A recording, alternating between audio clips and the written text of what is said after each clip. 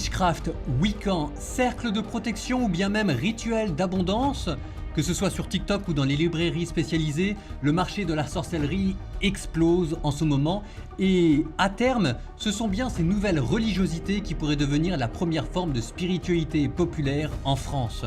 Comment en est-on arrivé là et comment annoncer le Christ?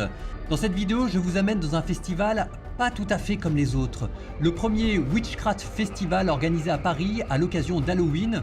Vous ne serez peut-être pas tout à fait à l'aise, je ne l'étais pas non plus. Eh mais vous m'avez emmené où là? Mais si nous voulons annoncer le Christ, nous devons d'abord savoir à qui nous l'annonçons. Est-ce que vous vous qualifieriez de Wiccan ou de sorcière ou quelque chose comme ça? Oui. Vous avez vu qu'aujourd'hui je suis déguisé en laïc, il y a une raison. Je vous emmène au premier salon de la sorcellerie et j'avais pas vraiment envie d'y aller en habit de moine pour pas me taper l'affiche à tous les 3 mètres en mode c'est qui l'ennemi qui est là. Là on y va en soum soum, en scred. Vous avez toujours tout voulu savoir sur la sorcellerie? Nous y sommes. Putain, ils ont de la thune. Et vous imaginez on fait un truc comme ça? Comment ça se fait qu'il y ait plus d'argent dans la sorcellerie que pour le Christ? Le monde va mal. Tiens, il y a des filles déguisées avec un chapeau de sorcière derrière moi. On arrive. On va rentrer dans la porte. C'est un peu Alice qui rentre in the rabbit hole. Donc là, on y va. Là, il va y avoir les stands. Parce que pour l'instant, c'est surtout le gras et les frites. Mais là-bas, c'est la sorcellerie.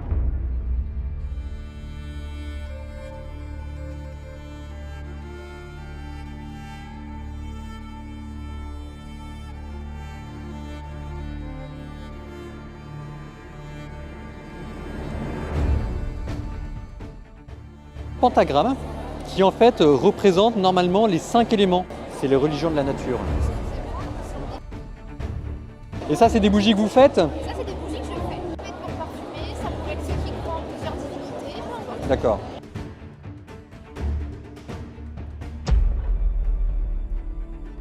Là, c'est la lithothérapie. C'est le fait que quand on porte des pierres, selon les vertus des pierres et leur vibratoire, Par exemple, l'améthyste, c'est par exemple l'améthyste, la pyrite, là vous avez un certain nombre de choses. Donc en fonction des besoins, imaginons par exemple que vous ayez des besoins d'apaisement, ou au contraire vous avez besoin d'énergie, ou vous avez besoin parce que tout à coup vous faites des projets et vous avez besoin d'ancrer un petit peu tout ce que vous posez. Et derrière vous avez des pierres qui correspondent. C'est comme un état d'équilibre, comme ce qu'on a à l'intérieur de nous. Si vous voulez, vous choisissez voilà, cet état d'équilibre au travers de plusieurs pierres. Alors là, il y avait ça aussi, regardez ça, parce que ça m'intéresse, parce qu'en fait, ça reprend une esthétique, ça reprend les bougies chrétiennes qu'on voit dans les églises. En fait, c'est des bougies iconiques. Et en fait, les icônes d'aujourd'hui, c'est des stars, c'est Céline Dion, c'est Lady Gaga, c'est Beyoncé. Et du coup, derrière, vous avez une prière qui a été créée spécifiquement. Ah, donc là, on peut prier Sainte Britney Spears. Voilà, si vous Au nom de Sainte Britney, toute puissante et free, que ma loneliness ne me tue plus, que ta volonté de give me more de confiance en moi soit faite. Ah, ça reprend le Notre Père. En fait, ça reprend un peu l'histoire de la star. Ouais. Ses forces et ses faiblesses, ce qu'elle a partagé par exemple sur les réseaux. Il y a un ton décalé chez Witch Please. C'est quand même bizarre, c'est une ambiance. Hein. Je suis quand même mieux dans mon couvent. Le chamanisme serait une religion primordiale de l'humanité. J'ai vécu le déluge qui a recouvert l'Atlantide.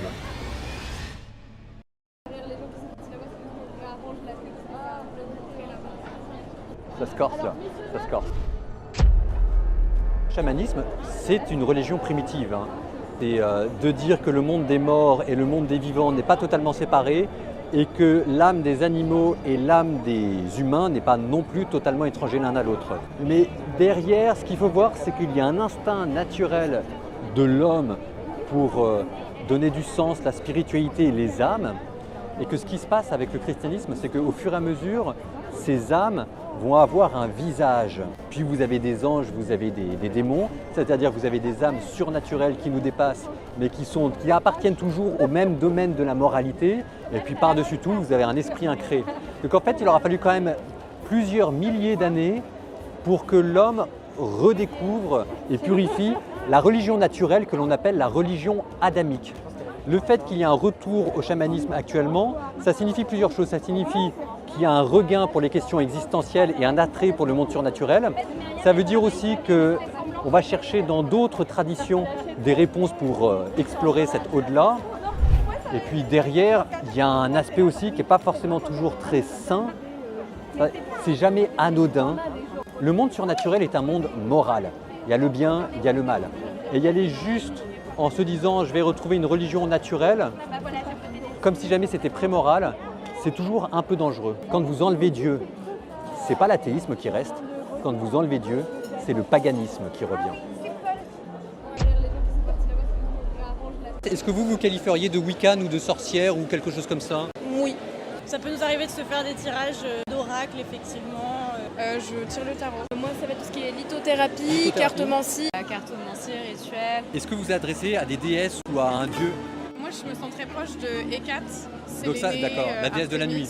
Exactement. Oui. Pour moi, ce sont les déesses qui m'intéressent le plus et avec qui je ressens plus de connexion. Mais ça peut être Dionysos, ça peut être Hadès, ça peut être... En fait, ça peut être n'importe qui. Là, on est dans les déesses antiques, là. Oui. On est canal historique, là. C'est ça.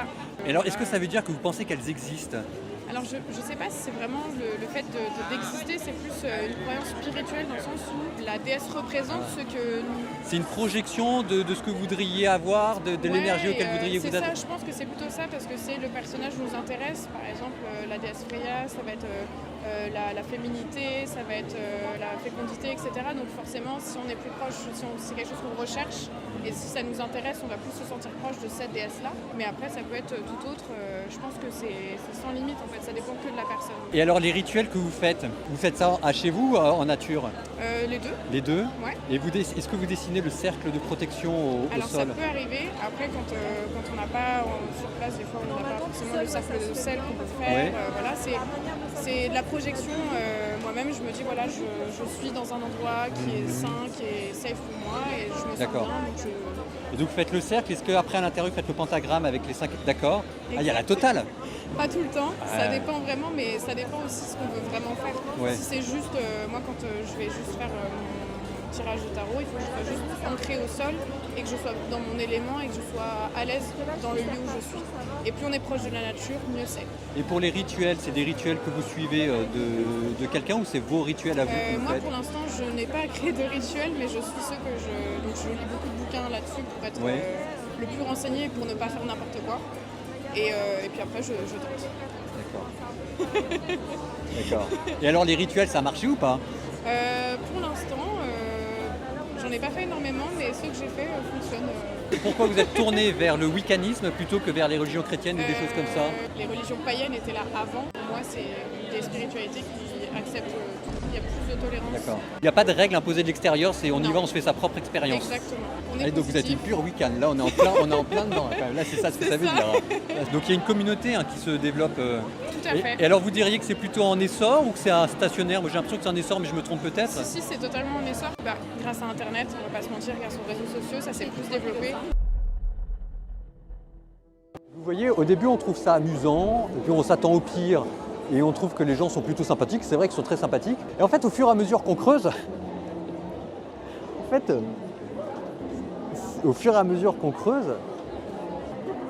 c'est pas du tout anodin. Je suis désolé de le dire. Et pourtant, je suis pas un parano. Pourtant, je suis plutôt flex. Et pourtant, j'essaye de ne pas voir le diable partout. Mais ça commence gentiment et on ne sait pas jusqu'où ça arrive. Donc là, il n'y a que des filles. Toutes les filles qui sont là, je pense qu'il y en a 90% qui font ça pour s'amuser, quoi. Et puis pour empowerment. Et quand on creuse on s'aperçoit qu'il y a en fait des bagages qui sont présentés comme n'étant pas des baguettes, mais qu'on va quand même utiliser comme des baguettes, avec des rituels ou des invocations, en reprenant la symbolique chrétienne. Ce qui est difficile, c'est que nous, évidemment, moi comme j'étais d'une famille où j'ai appris la culture chrétienne, en gros, les sorcières, c'est le diable. Donc ce qui est difficile, c'est qu'il ne faut pas y aller en frontal. Ça ne sert à rien d'y aller en frontal. C'est pas comme ça que ça se passe. Il ne faut pas voir le diable partout, mais il y a un écart qui se creuse de manière propre, claire et nette. Et concrètement, vous voyez, je suis ici. Je suis moine, je suis censé parler de Jésus. Je fais comment pour parler de Jésus là-dedans? Sans y aller avec mes bons gros vieux sabots de dominicain inquisiteur là, qui va foutre tout le monde au bûcher, mais simplement avec le petit sourire qui normalement caractérise la chaîne pour dire écoutez, moi je vous aime bien, C'est mignon, les pierres de lune et les baguettes magiques et les bougies de neuvaine à Britney Spears. Je suis un fan de Britney Spears. Moi aussi, j'ai eu 18 ans. Baby One More Time. J'ai dansé là-dessus. Mais je fais comment pour leur dire que bon, tout ça c'est bien beau, mais il y a un moment donné, le bien, le mal, les anges, les démons. Et puis Jésus, vous voyez, il y a une poésie naturelle ici, évidente, mais qui ne remplace pas, ou qui plutôt veut remplacer, c'est ça ce qui m'embête, la poésie de l'évangile.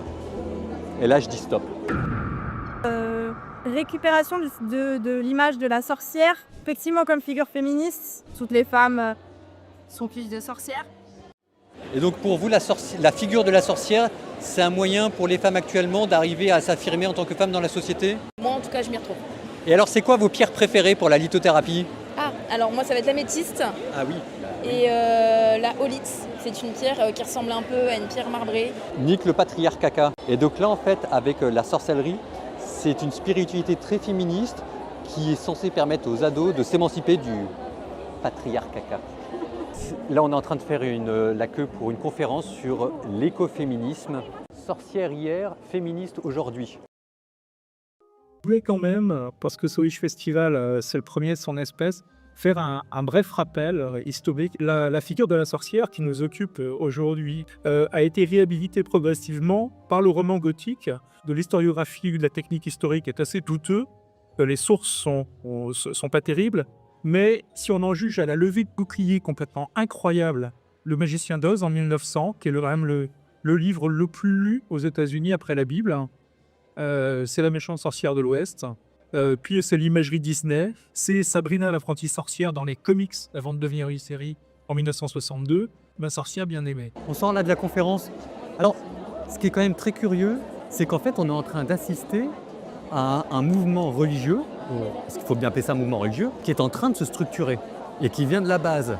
Et là vraiment, ce salon, c'est le symptôme de cette émergence. Puis il vous parle d'histoires un peu délirantes, fantastiques, avec des démos, etc.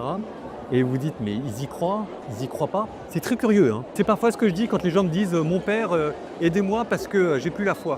Et généralement, je leur dis, la question, c'est pas tellement est-ce que tu as la foi, est-ce que tu n'as pas la foi. La question, c'est est-ce que tu as envie d'avoir la foi ou est-ce que tu n'as pas envie d'avoir la foi. Si jamais tu as envie d'avoir la foi, je peux faire des choses pour toi. Si jamais tu n'as pas envie d'avoir la foi, je peux rien faire pour toi, même si jamais j'aurais les meilleures réponses. Et là, c'est ça. C'est pas du tout dit qu'elle croit dans la sorcellerie, dans les démons, etc. Mais au nom de ce que ça peut représenter de magie, de sensibilité, de fantastique, de réappropriation de la féminité. Elles ont envie d'y croire, ça c'est très parfaitement clair. Et en plus derrière, ça commence à s'inscrire dans une recherche politique avec une histoire sainte.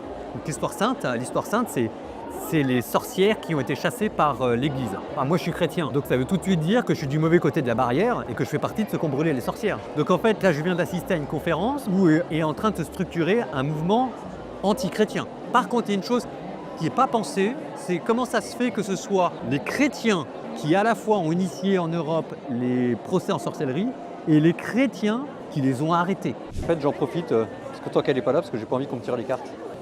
Là, on prend rendez-vous. Elle est là dans 10 minutes? Oui, je pense une dizaine de minutes. D'accord. Elle est connue? Ah oui, d'accord. Dans le monde de l'ésotérisme, enfin, en tout cas, Dans elle le- ouais. est vraiment connue. D'accord. Elle est très bonne dans son domaine. Elle est très bonne dans son domaine. Beyond the Patriarchy. Au lieu des sorcières, dans le thème. Tout ça respire la bonne humeur et la gentillesse. Et au milieu de tout ce beau monde, vous avez, paf, un atelier de cartomancie. Et en fait, ça se glisse complètement dans le décor. Donc là, on était dans la librairie. Alors, vous avez plein de romans à l'eau de rose sur le féminisme, avec des livres qui sont plus ou moins bons, hein. Enfin, je veux dire, les gens, ils ont bien le droit de dire ce qu'ils veulent, hein. Moi, je suis un fan d'Harry Potter, hein. Et au milieu de tout ça, vous avez un manuel pour apprendre à devenir sorcière. Quand on vous explique les symboliques de la phase de la lune pour faire des invocations, quand on vous fait rituel pour faire stopper les ragots, donc ça c'est un rituel pour faire stopper la langue, et vraiment tout. Et là je dis stop. Bilan. Il y avait 1300 personnes ce samedi, et en fait ils n'avaient aucune idée de combien de personnes ils attendraient, donc vraiment pour eux c'est quelque chose qui marche et pour lequel ils sont très contents. Donc le premier but en faisant ce vlog, c'est essayer de comprendre, de voir ce que cherchent les gens. Et ça, je pense en fait, c'est plutôt pas mal. Ça me donne envie de traiter tous ces sujets parce qu'il y a une énorme demande. Et que, vous savez, dans les choses qui me tournent, moi, dans ma tête, c'est toujours cette image de la société païenne qui revient. Et là, on est en plein dedans. Donc, il va falloir se réarmer spirituellement, lire la Bible et envisager le christianisme, pas simplement comme la vérité, ce que le christianisme est, mais aussi comme quelque chose où il y a plus de magie et plus de beauté et plus d'épanouissement et de liberté même politique. Je ne sais pas comment on va faire, mais j'y crois, donc on le fera. L'amour vaincra.